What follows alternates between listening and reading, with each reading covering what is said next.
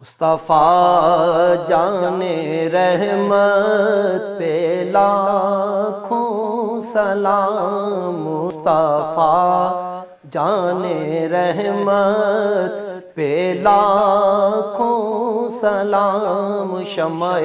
بز میں ہدایت پہ لاکھوں سلام،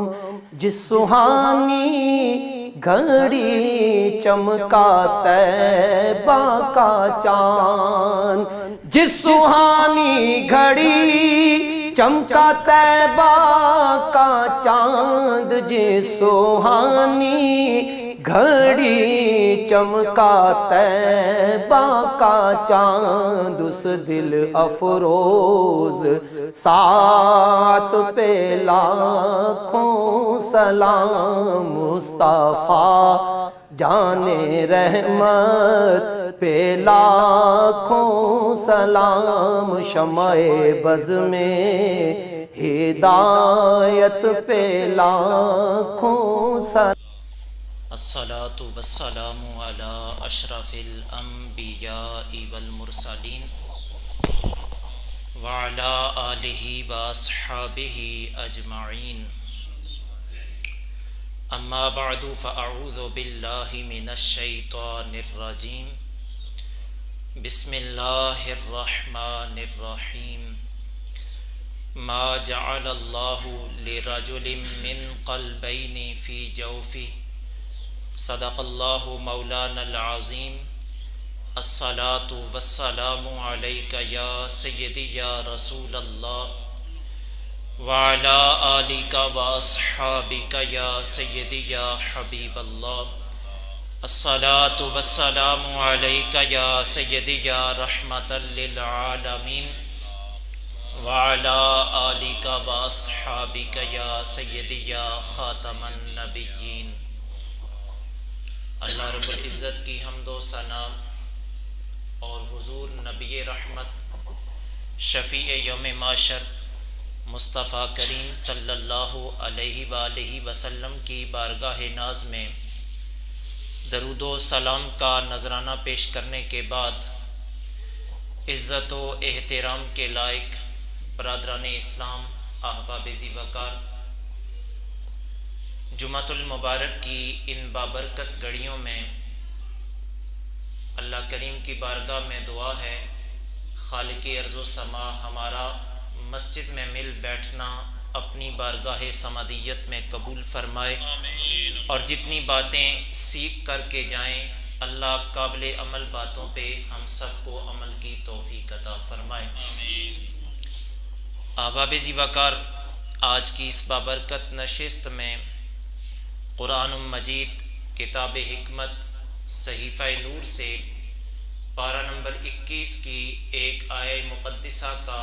مختصر سا حصہ تلاوت کرنے کی سعادت حاصل کی ہے۔ اللہ کریم فرماتا ہے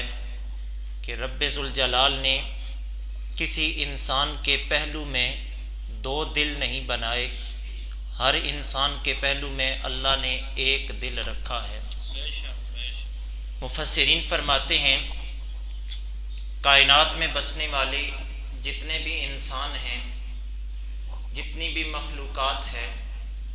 پروردگار عالم نے ساری مخلوقات میں سے انسان کو یہ اعزاز، رتبہ، شرف اور کمال عطا فرمایا ہے کہ انسان کو اللہ نے آنکھیں دی ہیں تو دو، انسان کو اللہ نے کان عطا فرمائے ہیں تو دو، انسان کو اللہ نے ہاتھ عطا فرمائے ہیں تو دو، پاؤں عطا فرمائے ہیں تو دو، لیکن جب دل کی باری آئی اور زبان کی باری آئی تو اللہ نے فرمایا میں نے ہر انسان کو ایک زبان دی ہے اور ایک دل عطا فرمایا ہے۔ کسی انسان کو دو زبانیں نہیں ملی، کسی انسان کو دو دل نہیں ملے، ہر ایک کو ایک ہی زبان، ایک ہی دل ملا ہے۔ مفسرین فرماتے ہیں اس کی وجہ یہ ہے، اللہ بتانا یہ چاہتا ہے کہ میں رب ہو کے انسان کے جسم میں جب دل بنا رہا ہوں تو میں یہ چاہتا ہوں، میری یہ خواہش اور مرضی ہے کہ اس دل میں کوئی اور نہ آئے ہر لحظہ ہر لمحہ اس ایک دل کے اندر اس ایک پروردگار کی یاد بس جائے۔ اس لیے اللہ نے ہر انسان کے پہلو میں ایک دل رکھا ہے، دو دل نہیں رکھے۔ اور زبان اس لیے اللہ نے ہر انسان کو ایک عطا فرمائی ہے تاکہ زبان دینے والے خالق کا ہی زبان سے ذکر ہو، کسی اور کا ذکر نہ کیا جائے۔ اس لیے اللہ نے باقی اعضائے بدنیاں دو دو عطا فرمائے، زبان اور دل ہر انسان کو ایک ایک عطا فرمایا ہے۔ صاحبان ذی وقار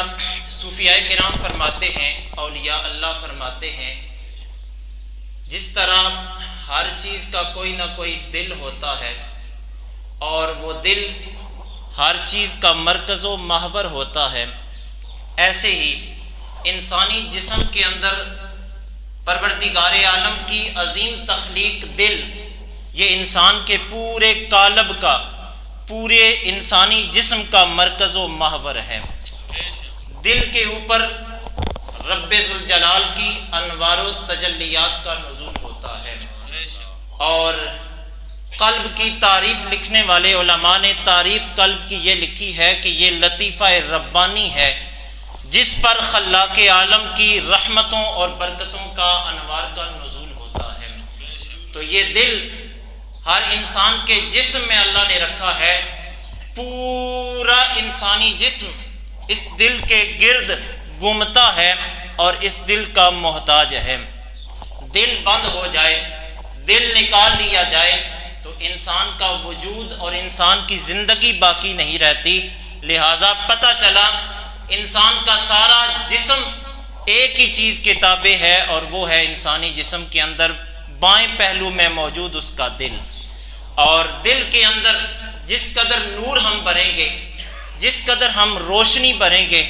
جس قدر ہم اس دل کو ذکر الہی سے آبیاری کریں گے، یہ دل اتنا ہی مصفا، پاکیزہ، صاف ستھرا نکھر کر کے ہمارے سامنے آئے گا۔ دل کے آئینے کو جب ہم پاک کرتے ہیں، دل کے شیشے کو ہم صاف کرتے ہیں، تو یہ دل کا آئینہ اور شیشہ ہمیں رب ذوالجلال کے بھی قریب کر دیتا ہے، رب کے محبوب کے بھی قریب کر دیتا ہے۔ دل علماء نے لکھا ہے 4 طرح کے ہوتے ہیں،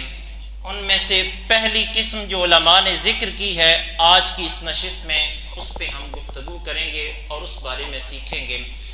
علماء فرماتے ہیں سب سے پہلی دل کی قسم وہ ہے جس پر اللہ رب ذوالجلال کی انوار و تجلیات کا نزول ہوتا ہے، اور وہ دل کس کا ہے؟ ایک مومن مسلمان کا دل ہے۔ جتنا مسلمان اپنے دل کو پاک کرے گا، صاف رکھے گا، مصفا مزکا کر کے رکھے گا، اتنا ہی رب کی رحمتیں، رب کی برکتیں، رب کی انوار و تجلیات اس بندے کے قریب ہوتی جاتی ہیں۔ حضور علیہ السلام کے ایک صحابی ہیں حضرت سیدنا وابصہ رضی اللہ عنہ، مشکات المصابیح کے اندر یہ حدیث ملتی ہے۔ ایک دن ان کے ذہن میں، ان کے قلب میں سوال انگڑائی لینے لگا اور بے چین کرنے لگا۔ حضرت سیدنا وابصہ رضی اللہ عنہ سوال کا جواب لینے کے لیے بارگاہ مصطفیٰ کریم علیہ السلام میں حاضر ہوتے ہیں۔ حضور علیہ السلام کی مجلس نور جہاں پہ لگی ہے، صحابہ کرام کا رش تھا۔ حضرت وابصہ سوال کو لے کر کے صحابہ کرام کی گردنیں پھلانگ کر کے حضور کے قریب ہونا چاہتے تھے۔ حضور کی نگاہ نبوت نے دیکھا میرا غلام وابصہ کوئی تڑپ لے کر کے، سوال لے کر کے، تمنا لے کر کے میرے پاس آنا چاہتا ہے۔ حضور نے اپنی مبارک اور نوری زبان سے ارشاد فرمایا، یا وابصہ ادنو منی، اے وابصہ میرے قریب آ جاؤ۔ حضرت وابصہ لوگوں کی گردنوں کو پھلانگ کر کے حضور کے قریب ہونے کی کشمکش میں ہیں۔ حضور نے پھر ارشاد فرمایا، اے وابصہ میرے قریب آ جاؤ اور قریب آ جاؤ۔ حضرت وابصہ رضی اللہ عنہ حضور کے اتنے قریب آ گئے، اتنے قریب آئے کہ حدیث بتاتی ہے حضرت وابصہ رضی اللہ عنہ فرمانے لگے، اللہ نے مجھے یہ اعزاز، یہ رتبہ، یہ شرف عطا فرمایا کہ میرے گھٹنے حضور کے مبارک گھٹنوں کو چھونے لگے، مس ہونے لگے۔ اتنا میں حضور کے نیڑے ہو گیا، حضور کے قریب ہو گیا۔ جب میں حضور کے اتنے قریب ہو کر کے بیٹھا نا، رسول رحمت پیغمبر حسن و جمال صلی اللہ علیہ وسلم نے ارشاد فرمایا، اے وابسہ خیر تو ہے، کوئی سوال لے کر کے آئے ہو؟ عرض کی حضور ایک سوال ہے جو مجھے الجھائے ہوئے ہے، آپ سے اس کا جواب چاہتا ہوں۔ حضور تاجدار انبیاء صلی اللہ علیہ وسلم نے ارشاد فرمایا، وابسہ آپ خود بتاؤ گے یا میں محمد عربی تمہارے سوال کو خود ذکر کر دوں؟ سبحان اللہ۔ حدیث بتاتی ہے حضرت وابسہ عرض کرنے لگے، حضور آپ خود بتا دے تو کرم بالائے کرم ہو جائے گا۔ آقا حضور علیہ السلام نے ارشاد فرمایا، ہے وابسہ تمہارا سوال یہ ہے کہ پیارے آقا مجھے سمجھ نہیں آ رہی، خیر کیا ہے، شر کیا ہے، اچھائی کیا ہوتی ہے اور بلائی کیا ہوتی ہے اور برائی کیا ہوتی ہے؟ پیارے آقا علیہ السلام نے خود حضرت وابسہ کا سوال اپنی زبان سے ارشاد فرمایا۔ حضور نے کرم نوازی فرمایا ہے وابسہ تمہارے سوال کا جواب بھی بتا دوں؟ عرض کی حضور ارشاد فرمائیے۔ آقا کریم علیہ السلام نے حضرت وابسہ رضی اللہ عنہ کو قریب کر کے اپنی ان انگلیوں کو ایسے کیا، حدیث کے الفاظ ہیں، اس انداز میں حضور نے حضرت وابسہ کے اس سینے کے اندر موجود دل جو تھا اس خاص مرکز، اس خاص مقام پہ اپنی مبارک انگلیاں رکھیں۔ فرمایا، اے وابسہ اچھائی اور برائی جاننا چاہتے ہو کیا ہوتے ہیں تو اپنے اندر موجود اس دل سے پوچھو۔ جو چیز تمہارے دل کو اچھی لگے وہ اچھی ہے، جو چیز تمہارے دل کو کھٹکے وہ بری ہے۔ آقا حضور رسالت مآب علیہ السلام نے مرکز و محور اچھائی اور برائی کو جاننے کا اگر کسی چیز کو قرار دیا ہے تو وہ انسانی جسم میں موجود گوشت کا ایک ٹکڑا دل ہے۔ دل جس بات کی تصدیق کرے، اچھا سمجھے وہ اچھا ہے، اور انسان کا دل جس چیز کو برا سمجھے وہ کام برا ہے۔ اور ایک حدیث کے لفظ ہیں اور وہ حدیث ہم سب کی رہنمائی کرنے کے لیے کافی ہے۔ انسان بعض اوقات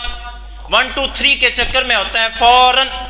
فیصلہ کرنا ہوتا ہے، لیکن سمجھ نہیں آ رہی، نہ کوئی مفتی صاحب پاس ہیں کہ مسئلہ پوچھوں تو کیسے پوچھوں، فتویٰ لوں تو کیسے لوں، کوئی سامنے ایسا بندہ نہیں ہوتا جس سے کوئی بات عرض کر سکے۔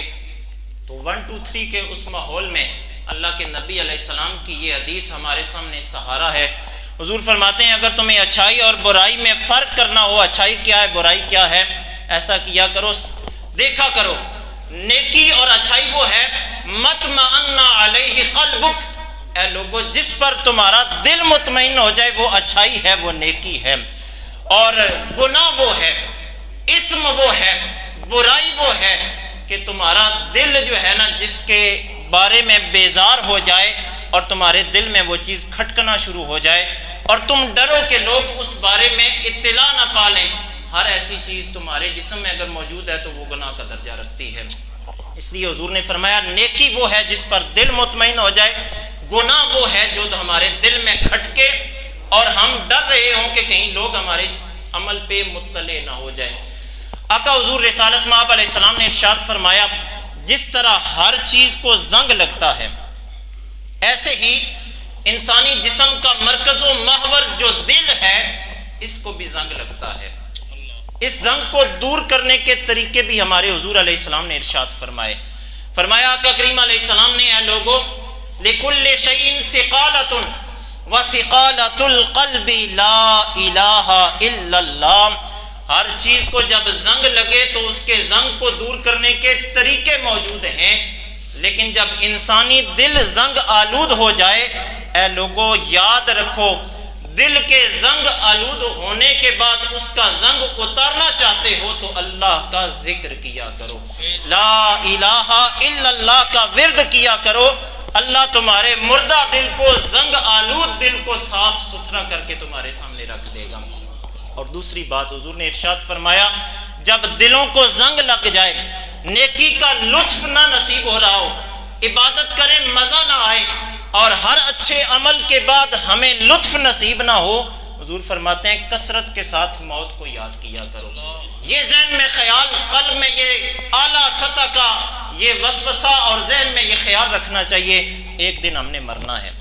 ہم نے رب کے حضور ہر چیز کا جواب دینا ہے۔ جب بندہ موت کو کثرت سے یاد کرے گا اور اللہ کا ذکر کرے گا تو اللہ کا فضل اور کرم بندے کے شامل حال ہو کے اس کے دل کو صاف ستھرا کر دیتا ہے۔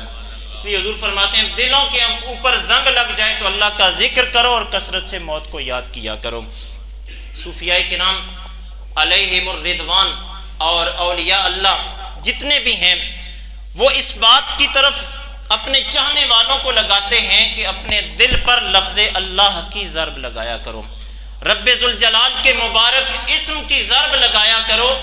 جب اللہ اپنی زبان سے کہو گے تو تمہارے دل کے اندر اس کے انوار و تجلیات پیدا ہونا شروع ہو جائیں گے۔ اگلی منازل لفظ اللہ، اسم اللہ لینے کے بعد رب ذوالجلال تمہیں خود بخود عطا فرماتا جائے گا۔ جو محبت کے ساتھ، عقیدت کے ساتھ، چاہت کے ساتھ، قلبی وابستگی کے ساتھ اپنے خلاق عالم کا ذکر کرتا ہے، حدیث کے لفظ بتاتے ہیں اللہ اس کے دل پر اپنی انوار و تجلیات کا ظہور فرماتا ہے۔ حضرت امام طبرانی علیہ الرحمہ نے اپنی کتاب موجم کے اندر بڑی پیاری خوبصورت حدیث نقل فرمائی ہے۔ فرماتے ہیں اللہ کے نبی علیہ السلام نے ارشاد فرمایا پروردگار عالم کے کچھ معزز فرشتے ایسے ہیں سیاحین فی الارض، جو زمین میں سیر کرتے ہیں۔ ان کی ڈیوٹی کیا ہے؟ ان کی دنیا میں زمین پہ آنے کا مقصد و مدعا کیا ہے؟ حضور فرماتے ہیں وہ زمین پہ اس لیے آتے ہیں تاکہ زمین کے اوپر ذکر کرنے والوں کی مجالس کو تلاش کریں۔ ہر طرف اللہ کے وہ مقدس، معزز، محترم، مکرم فرشتے پھیل جاتے ہیں، اور جب کہیں پہ انہیں ذکر کرنے والوں کی کوئی مجلس ملتی ہے، چاہے ایک بندے کی مجلس مل جائے، تو وہ فرشتے ناز کرتے ہیں، فخر کرتے ہیں اور بلند آواز سے اپنے دوسرے فرشتوں کو مخاطب کر کے کہتے ہیں ادھر آ جاؤ، ہم جس کو طلب کر رہے تھے، ہم جس کو تلاش کر رہے تھے، وہ شخصیات یہاں پہ موجود ہیں، یہاں اللہ کا ذکر ہو رہا ہے۔ جب سارے فرشتے اس مقام پہ اکٹھے ہوتے ہیں تو پھر وہ سارے فرشتے اللہ کے حکم سے آسمانوں کے اوپر تشریف لے جاتے ہیں۔ نبی علیہ السلام فرماتے ہیں وہ فرشتے جب رب کی بارگاہ میں حاضر ہوتے ہیں، باوجود اس کے کہ اللہ جانتا ہے فرشتے کیا لے کر کے آئے ہیں اور کیا کچھ کر کے آئے ہیں، لیکن اس کے باوجود اللہ فرشتوں سے پوچھتا ہے اے میرے فرشتوں کس مقصد کے لیے زمین سے آئے ہو؟ فرشتے بتاتے ہیں اے خالق ارض و سما، آج ہم ایک بستی میں گئے، وہاں کچھ لوگ تیرا ذکر کر رہے تھے اور تیری ذات کی طرف متوجہ ہو رہے تھے اور تیری رضا چاہنے کے لیے تیرے ذکر میں مصروف تھے۔ تو اللہ فرمائے گا اس کے علاوہ ان لوگوں کا کوئی اور مقصد بھی تھا؟ وہ فرشتے عرض کریں گے اے خالق ارض و سما، وہ فرشتے عرض کریں گے کہ مالک جو بندے تیرا ذکر زمین پہ تیری رضا چاہنے کے لیے کر رہے تھے، ان کے ذہنوں میں اور ان کی زبانوں پہ یہ ایک سوال تھا، اللہ ہمیں اپنے غیظ و غضب سے، اپنے غصے سے، قہر و جلال سے محفوظ کر لے۔ حضور علیہ السلام فرماتے ہیں اللہ فرشتوں سے ارشاد فرماتا ہے میرے فرشتوں یہ بتاؤ وہ جو بندے زمین پہ میرا ذکر کر رہے ہیں کیا انہوں نے مجھے دیکھا ہے؟ عرض کرتے ہیں فرشتے مالک دیکھا نہیں ہے، اگر دیکھ لیتے تو ان کی تڑپ اور بڑھ جاتی اور محبت سے تیرا ذکر کرتے۔ اللہ پوچھے گا اے فرشتوں یہ بتاؤ جو لوگ زمین پہ ذکر کر رہے تھے، میرے قہر و غضب سے پناہ مانگ رہے تھے، کیا انہوں نے دوزخ کو دیکھا ہے؟ فرشتے عرض کریں گے مالک نہیں دیکھا، دیکھ لیتے تو اور شدت سے تیری دوزخ سے پناہ چاہتے۔ اللہ ارشاد فرمائے گا فرشتوں کی اس بڑی مجلس میں اے میرے فرشتوں گواہ ہو جاؤ، میری رضا چاہنے والے اور میرے عذاب سے پناہ مانگنے والے جتنی بھی زمین پہ افراد میرا ذکر کر رہے ہیں، میں نے ان سب کو تمہاری گواہی کی وجہ سے معاف کر دیا ہے۔ یہ اللہ کے ذکر کی برکتیں ہیں، اللہ کی یاد کی برکتیں ہیں کہ جس دل میں، جس زبان پہ پروردگار عالم کا ذکر ہوتا ہے، وہ دل اللہ کی بارگاہ میں مقبول ہوتا ہے اور اللہ اس کی بخشش فرما دیتا ہے۔ احباب گرامی، نبی علیہ السلام کو اللہ نے جو دل عطا فرمایا تھا، کل کائنات کے انسانوں سے وہ دل اللہ کی بارگاہ میں بڑا محترم، بڑا ہی متبرک دل تھا۔ حضور علیہ السلام کو رب ذوالجلال نے اتنا پاکیزہ دل عطا کیا تھا کہ کائنات کے سارے دل اکٹھے کیے جائیں اور حضور کا دل ایک سائڈ پہ رکھا جائے، ترازو کے دوسری سائڈ پہ کل کائنات کے دلوں کو رکھا جائے، رب نے ہمارے حضور کے دل میں جو انوار و تجلیات رکھی تھیں، کل کائنات کے دل جو ہیں اس انوار و تجلیات کا مقابلہ نہیں کر سکتے۔ اتنا اعلیٰ، اتنا لطیف، اتنا پاکیزہ دل اللہ نے ہمارے حضور کو عطا فرمایا تھا۔ جب معراج کی رات نبی کریم علیہ الصلوۃ والسلام کو رب نے اپنی بارگاہ میں بلانا چاہا، حضرت جبریل امی علیہ السلام نے حضور علیہ السلام کا مبارک دل، حضور کا قلب اقدس رب کے حکم سے حضور کے جسم مقدس سے باہر نکالا، اس کو زمزم کے پانیوں سے دھونا چاہا تو حضرت علامہ بدر الدین عینی علیہ الرحمہ بخاری شریف کی شرح عمدۃ القاری میں ایک لطیف بات، پیاری بات ہمیں سمجھاتے ہیں۔ فرماتے ہیں حضرت جبریل امی علیہ السلام نے جب حضور کے جسم مبارک سے حضور کا قلب مقدس نکالا تو حضرت جبریل نے دیکھا کہ حضور کا دل قلب سلیم فیہ عینان تبصران وفیہ اذنان تسمعان، اللہ نے ہمارے حضور کو وہ پاکیزہ دل عطا فرمایا تھا جس کے اندر دو آنکھیں تھی چھوٹی چھوٹی، اور حضور کے دل مبارک میں وہ جو دو آنکھیں تھی وہ دیکھ رہی تھی، اور حضور کے دل کے اندر اللہ نے دو کان بھی پیدا فرمائے تھے جن کانوں سے ہمارے حضور سنا کرتے تھے۔ تو نبی علیہ السلام کا دل کل کائنات کے دلوں سے زیادہ پاکیزہ ہے، رب کی بارگاہ میں محترم ہے۔ اسی وجہ سے حضور فرمایا کرتے تھے اپنے صحابہ کی مجلس میں، اے میرے صحابہ، جب میں مصلی پہ کھڑے ہو کے نماز پڑھا رہا ہوتا ہوں تو میں تمہارے اعمال جو تم پیچھے کر رہے ہوتے ہو، میرے پیچھے اقتداء میں کھڑے ہونے والے، ان کو ملاحظہ کر رہا ہوتا ہوں۔ علماء فرماتے ہیں حضور کی نگاہیں تو آگے دیکھ رہی ہوتی ہیں، حضور پیچھے والوں کو کیسے دیکھتے تھے؟ تو علماء نے لکھا ہے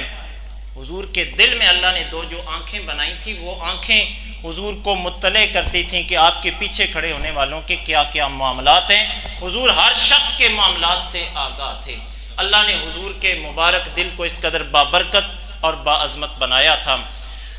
آپ یہاں پہ یہ بات ذہن نشین کر لیجئے، عام انسان اس کا دل نکالا جائے تو حیات باقی نہیں رہتی، بندہ فوت ہو جاتا ہے، لیکن عام انسان میں اور نبی میں یہی فرق ہے، نبی کا دل نکالا جائے نبی پھر بھی زندہ رہتا ہے، آج بھی زندہ ہے، ہمیشہ کے لیے نبی زندہ ہیں، اور نبیوں کے سردار تو سب نبیوں سے اعلیٰ عرفہ زندگی گزار رہے ہیں۔ ہم دل کے محتاج ہیں زندگی گزارنے کے لیے، لیکن نبیوں کو اللہ نے دل کی محتاجی سے پاک فرمایا ہے۔ رب نے ہر طرح کی عزت، اعزاز، رتبہ، کمال انبیاء کو عطا فرما کے دنیا میں بھیجا ہے۔ صاحبان ذی وقار، پوری گفتگو کا خلاصہ یہ ہے کہ آج کی اس ببرکت نشست سے ہم سبق حاصل کر کے جائیں کہ ہمارے جسم میں موجود جو اللہ نے دل بنایا ہے اس کو ہم نے پاک کرنا ہے، صاف کرنا ہے، ستھرا کرنا ہے۔ جتنا دل صاف ہوگا اتنا ہی رب کی رحمتیں، برکتیں ہمارے قریب ہوں گی۔ وآخر دعوایا ان الحمد للہ۔